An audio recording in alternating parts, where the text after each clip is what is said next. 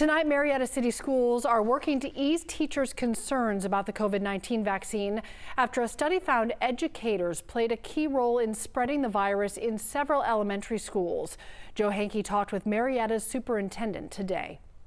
If we can reduce adult and adult to student spread, then we can make our classrooms safer. And I think as our governor and other leaders across this country work to improve supply, I am confident that very soon, just as they want, which is what I want, we can get our educators vaccinated. Marietta City Schools Superintendent Grant Rivera says his district's recent work with the CDC involved experts looking at 9 clusters of COVID-19 cases in December and January, with 8 starting with probable teacher-to-student transmission.